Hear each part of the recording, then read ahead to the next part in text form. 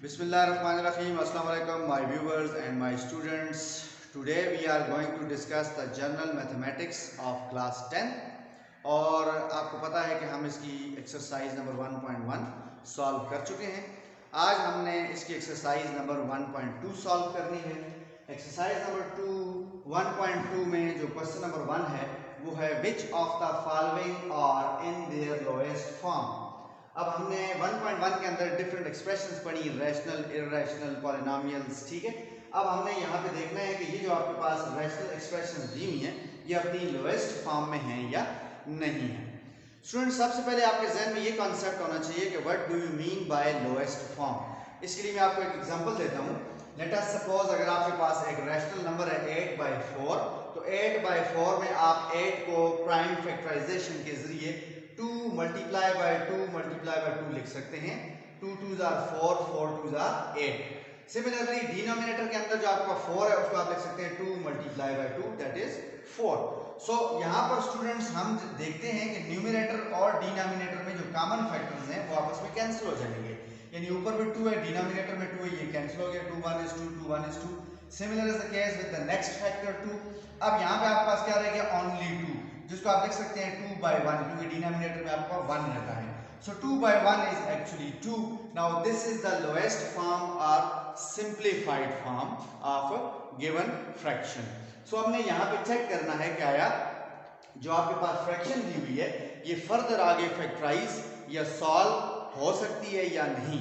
जो सॉल्व नहीं हो सकेगी हम कहेंगे कि this is in its lowest form, और जो आगे फर्दर सॉल्व की जा सकती है, फर्दर आप आगे सिंप्लीफाई उसको कर सकते हैं, तो उसको हम कहेंगे कि this was not given in its simplified form. ठीक हो गया। So let's get started. First जो आपके पास फ्रैक्शन दी हुई है या जो फर्स्ट आपके पास जो रैशनल एक्सप्रेशन दी हुई है वो है x + 1 डिवाइडेड बाय 2x - 1। अब यहाँ पर स्टूडेंट्स x + 1 मजीद आगे आप इसको फैक्टराइज या सिंप्लीफाई नहीं कर सकते। सिमिलरली 2x - 1 को भी आप मजीद आगे सिंप्लीफाई या फैक्टराइज नहीं कर सकते। What is factorisation? फैक्टराइजेशन है ये कि आपने किसी भी गिवन पॉलिनोमियल को या एक्सप्रेशन को उसके फैक्टर्स में कन्वर्ट करना है। Now what do you mean by factors? Let us suppose अगर आपके पास जो है 15 लिखा हुआ है तो 15 को आप लिख सकते हो 3 multiply by 5 in the product of 3 and 5। अब यहाँ पर अगर आप 3 पे गौर करें तो 15 दिस नंबर जिसके आपने ये फैक्टर्स बनाए हैं, this number is completely divisible by 3। किस तरह से? 3 5 इज 15। अब यहाँ पे आंसर आपके पास आ गया 5। सिमिलरली जो नेक्स्ट फैक्टर है 5 उसको भी आप अगर 15 पे डिवाइड करते हैं तो ये भी इसको कंप्लीटली डिवाइड करता है। Complete divisibility is judged when we get remainder as 0।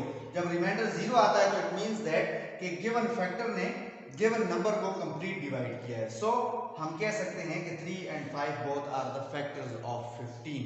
कोई भी ऐसा नंबर, कोई भी ऐसी एक्सप्रेशन जो किसी दूसरी एक्सप्रेशन को कंप्लीटली डिवाइड करे वो गिवन नंबर जो है उस एक्सप्रेशन का फैक्टर कहलाएगा। अब फैक्टराइजेशन जो है वो आपका दूसरा चैप्टर है। हालांकि होना ये चाहिए था कि आपका फैक्टराइजेशन का चैप्टर है वो पहले नंबर पे होना चाहिए था, जबकि जो चैप्टर आप पढ़ रहे हैं फर्स्ट चैप्टर इसको आपके सेकंड चैप्टर होना चाहिए था, क्योंकि हम 1.2 के अंदर जो है डिफरेंट एक्सप्रेशन को उनकी सिंप्लीफाइड फॉर्म में लाने के लिए उनके न्यूमरेटर और डिनोमिनेटर को फैक्टराइज करेंगे। और फैक्टराइजेशन के जो है मुख्तलिफ प्रोसेस हैं। फैक्टराइजेशन का जो सबसे पहला स्टेप है वो है कॉमन देखना, कॉमन लेना। ठीक है। अब इसके बाद जो है डिफरेंट फार्मूले हैं, a + b whole square, a - b whole square, a square - b square. ठीक है।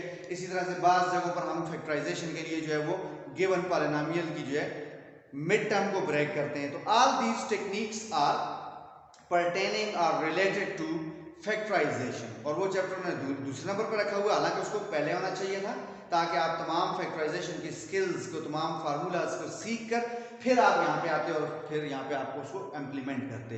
बट डजंट मैटर, मैं आपको एक्सप्लेन करूंगा। इसका फायदा ये होगा कि आप जब सेकंड चैप्टर में इन चीज़ों को दोबारा पढ़ेंगे तो वो आपको आसान लगेंगी। नाउ स्टूडेंट्स, जैसा कि मैंने आपको बताया कि the first fraction is in its simplified form, तो हम लिख लेते हैं simplified form. So it is given it's in simplified form. No need to factorise और no need to simplify it further. ठीक हो गया। पार्ट नंबर 2 की तरफ चलते हैं। पार्ट नंबर 2 के अंदर आप देख रहे हैं कि आपको एक फिर रैशनल एक्सप्रेशन दी हुई है। सो 3x² + 3 डिवाइडेड बाय 9x + 27। अब स्टूडेंट्स यहां पर आप देख रहे हैं कि आपके पास दो टर्म्स लिखी हुई हैं। न्यूमरेटर के अंदर डेफिनेटली पॉलिनोमियल है, क्योंकि रैशनल एक्सप्रेशन में न्यूमरेटर बाय न्यूमरेटर जो फॉर्म होती है, न्यूमरेटर बाय डिनोमिनेटर जो फॉर्म होती है, वो पॉलिनोमियल बाय पॉलिनोमियल फॉर्म होती है। So that's why 3x² + 3 is a polynomial. अब इस पॉलिनोमियल के अंदर आप देख सकते हैं कि आपके पास जो है 3 दोनों टर्म्स में मौजूद है। दिस इज अ बाइनोमियल, दो टर्म्स रखने वाला पॉलिनोमियल है। 3x² + 2, there are two terms and both these terms contain a common number 3x² + 3। इन दोनों के अंदर जो आप देख सकते हैं 3 कॉमन मौजूद है। यानी अगर आप लिखें 3x² को लिखें 3 × x × x, यानी इसकी हमने फैक्टराइजेशन कर दी है, इसको प्रोडक्ट की फॉर्म में लिख लिया, और फिर 3 को हम ज्यादा से ज्यादा लिख सकते हैं 3 × 1। Now students you can check, you can see कि 3 इसका फैक्टर भी है और 3 का फैक्टर भी है। सिमिलरली और इसके अलावा आपके पास जो है कोई फैक्टर मौजूद नहीं है। So it means that in दोनों में क्या चीज मौजूद है, 3 कॉमन है। कॉमन लेने का तरीका क्या होता है कि आप कॉमन लेकर फैक्टराइज करने का तरीका ये होता है कि आप 3 जो कॉमन ले लिया, आपने डिसाइड कर लिया, उसके बाद आप लगाते हैं ब्रैकेट, और ब्रैकेट के अंदर आप वो चीजें लिखते हैं कि जो आपने कॉमन नहीं ली, जो कॉमन से रह गई, यानी x और x यानी x², और सिमिलरली यहां पर आपके पास आ जाएगा +1। तो ये इसकी सिंप्लीफाइड फॉर्म है। यहां से फर्दर ये आगे मजीद सिंप्लीफाई नहीं हो सकता। सो स्टूडेंट्स यहां पर मैंने न्यूमरेटर को कॉमन लेकर फैक्टराइज किया, यानी 3 को कॉमन लिया तो ब्रैकेट में आ गया x² + 1। अब डिनोमिनेटर की जब आप बात करते हैं तो डिनोमिनेटर के आपके पास, डिनोमिनेटर के अंदर जो आपके पास लिखा हुआ है क्या, 9x + 27।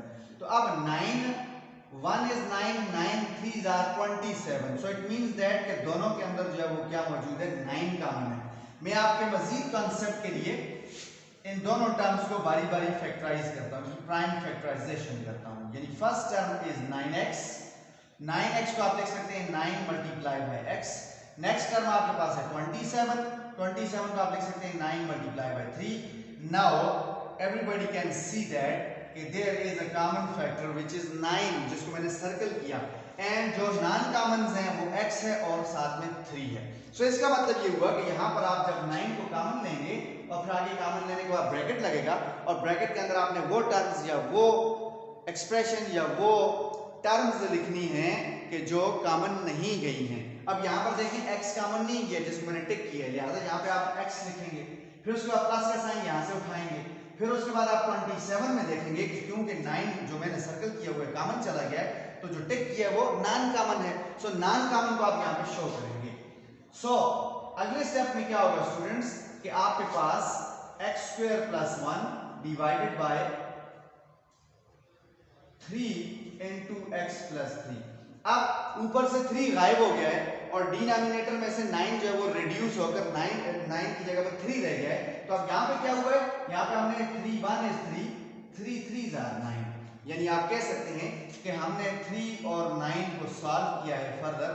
3 को आप लिख सकते हैं 3 × 1, 9 को आप लिख सकते हैं 3 × 3। अब यहाँ से जो कॉमन फैक्टर है 3 और 3 कैंसिल हो गए, तो आपके पास रह गया 1/3।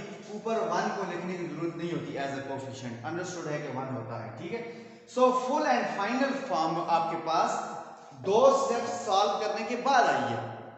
आपने पहले इसको कॉमन लेके शो किया कॉमन क्या है, फिर आपने जो कॉमन चीजें नहीं है उनको ब्रैकेट के अंदर लिखकर ये फॉर्म हासिल की। फिर एक स्टेप आप और गए कि आपने 3 और 9 को आपस में डिवाइड किया, उनके जो कॉमन फैक्टर्स हैं उनको कैंसिल किया, उसके बाद जाकर आपके पास ये फॉर्म आई है।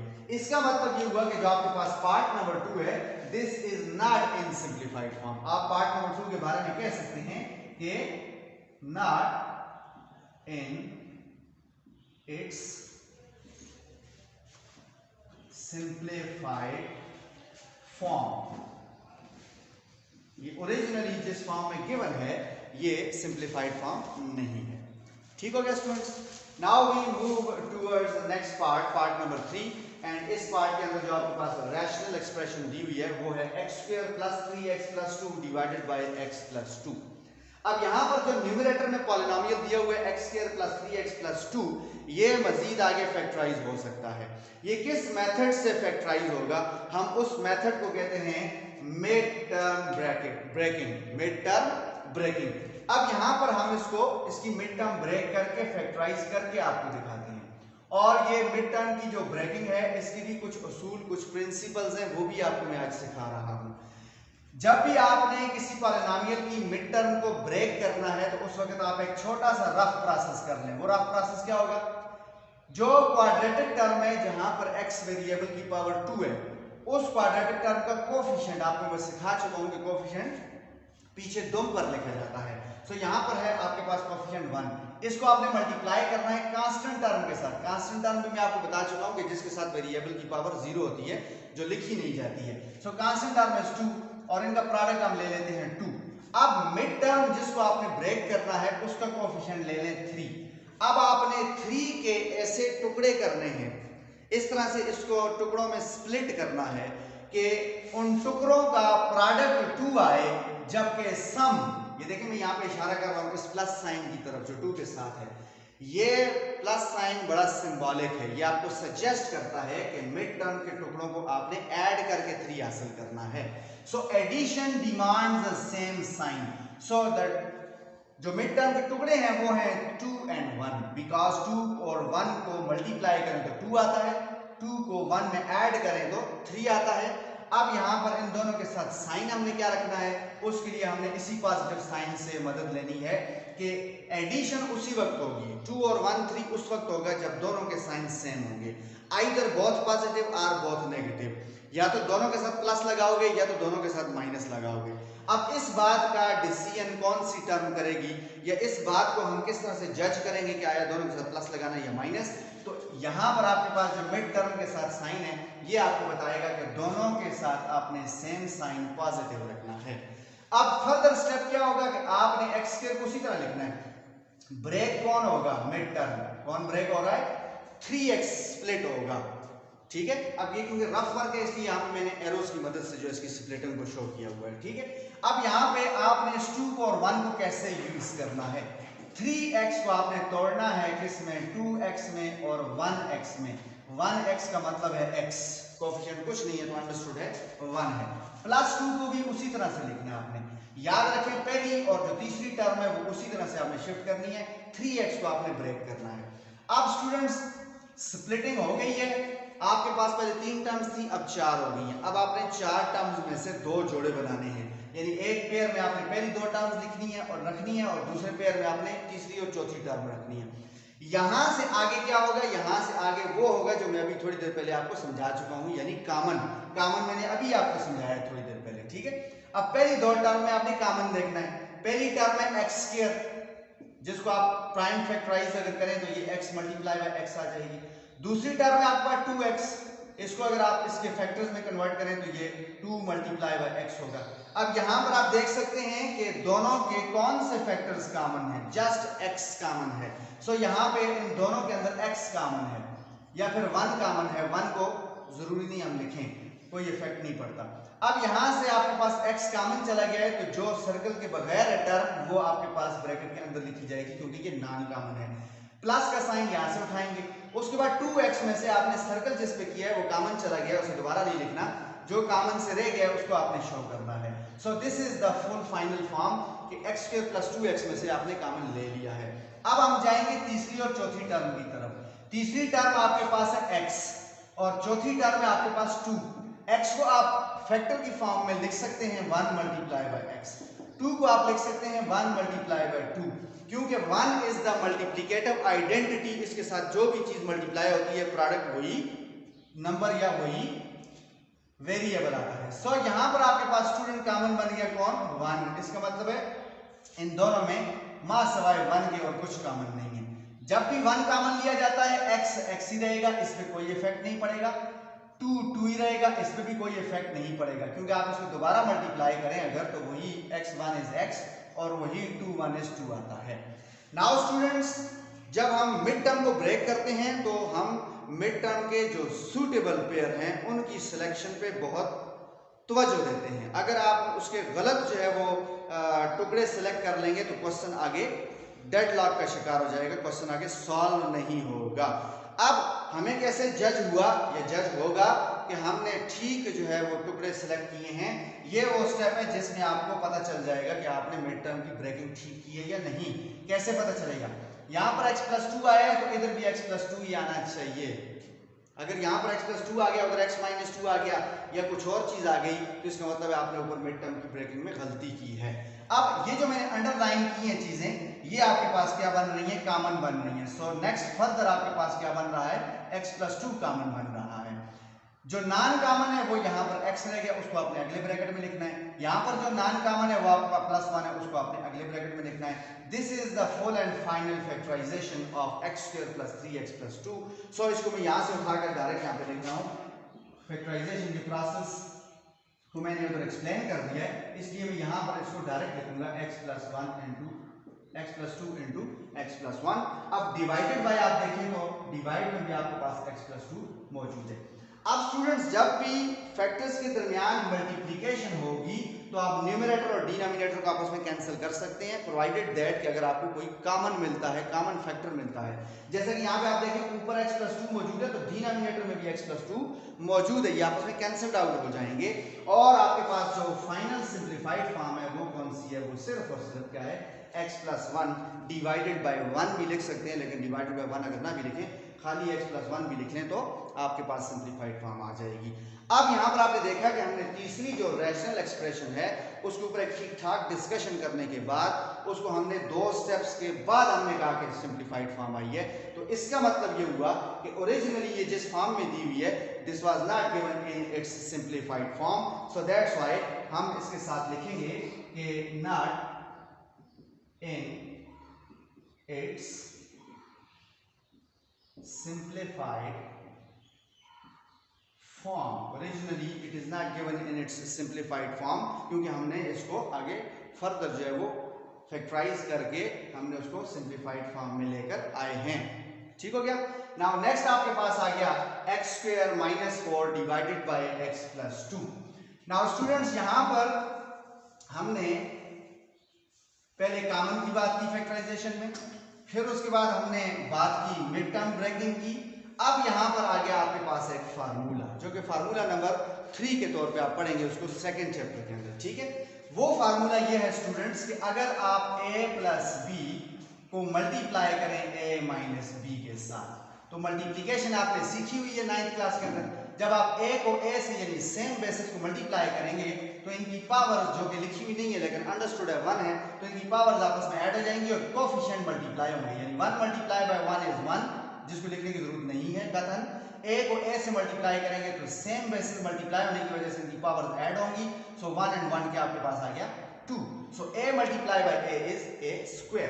अब नेक्स्ट आपने b को a के साथ मल्टीप्लाई करना है। जब डिफरेंट चीजें आपस में डिफरेंट बेसिस मल्टीप्लाई होती हैं तो उनको आप साथ जोड़ के लिख लेते हैं, बीच में आप डॉट डाल देते हैं या मल्टीप्लाई का साइन डाल देते हैं या कुछ भी नहीं डालते तो वो प्रोडक्ट को शो करेगा। सो a b आपके पास इसका प्रोडक्ट है। नेक्स्ट आपके पास आ गया अब -b की बारी है। -b को जब आप a के साथ मल्टीप्लाई करेंगे तो याद रखना है आपने कि a के साथ प्लस का साइन है और b के साथ माइनस का साइन है। माइनस को जब आप प्लस के साथ मल्टीप्लाई करते हैं तो याद रखें प्लस इंटू माइनस माइनस, और a को जब आप b के साथ मल्टीप्लाई करते हैं तो प्रोडक्ट डेफिनेटली ऊपर वाले केस की तरह a b आएगा। अब आपने इसको लाइक टर्म के नीचे लिखना है। लाइक टर्म से क्या मुराद होती है? Same base same power. अब यहां पर मैंने कहा कि प्लस ए बी जो है वो माइनस ए बी की लाइक टर्म है, इसलिए इन दोनों को एक दूसरे के ऊपर रखना है कि इधर भी बेस ए है इधर भी बेस ए है, यहां पर भी बेस बी है यहां पर बेस बी है और दोनों की पावर 1 1 है 1 1 है, so that's why these are like term. तो ए बी की लाइक टर्म ए बी है।